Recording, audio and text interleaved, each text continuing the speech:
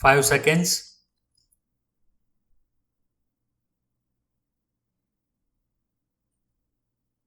We should neither accept any theories nor adopt any views, however voluble the advocates of such may be, except we are convinced that they are authorized and have been tested and attested by those upon whose veracity we can rely, or unless our reason approves of them, and we have ample proof that though they may have some defects,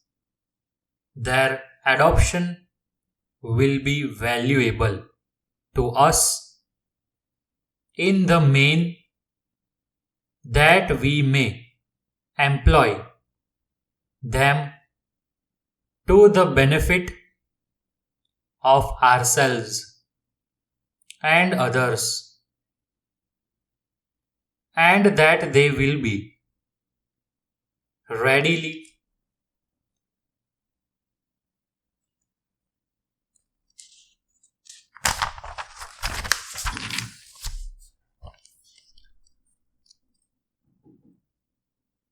recalled on occasions of necessity. No matter how opposite the arguments may appear which are adduced to move us from an opposite opinion, we should be as adamant in the face of any demand upon the feelings which our reason does not sanction. Thus, any attempt to tempt us to foolish actions will only end in the failure of the tempter. We have been endowed with mental faculties far and away above those with which the lower animals are endued, in order that we may protect ourselves from our enemies and may add to our happiness. It is a fact, however, that such is the effect of persuasion upon some persons of weak will that they become as mere wax in the hands of those who would lure them to ruin.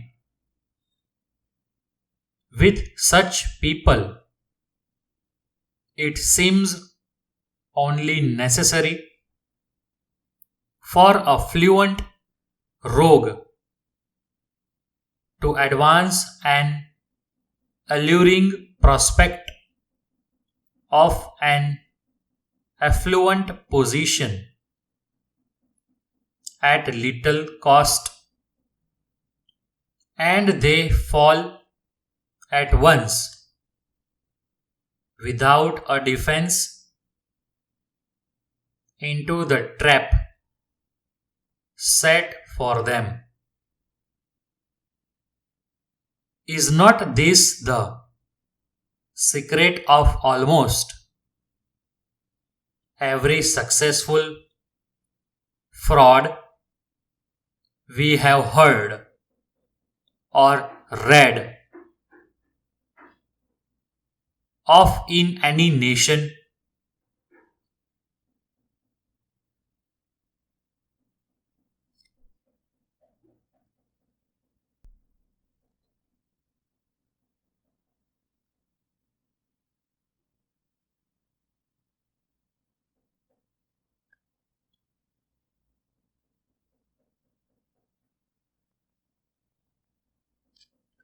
Para. There are, alas, too many persons who make it their vocation or avocation in life to dupe others less able than themselves. They have no feelings of honor or else would not prey on the feelings of those around. They despise veracity and their greed for gold amounts almost to voracity. In order to obtain wealth, they make light of every obstacle and are slow to admit themselves beaten. They are averse to honest labor, and yet they spare no pains to become versed in the cunning arts necessary to extract money from their victims and to extricate themselves from the consequences of their illegal actions. They devise a plot and under the semblance of advice, they operate on the greed and credulity of ignorant persons, and having thrown them off their guard, lead them into foolish adventures. Truly, a fool and his money are easily parted. We should not attach too much importance to a scheme because it is introduced with a flourish of fair words, nor should we touch any speculative affair without first subjecting it to an accurate examination. If we could only examine the annual returns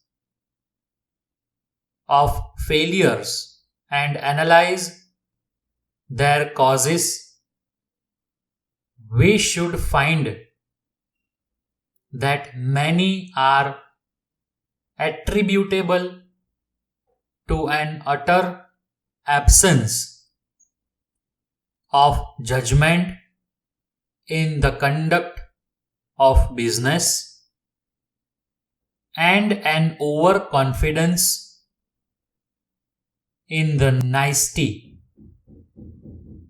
and honesty of others.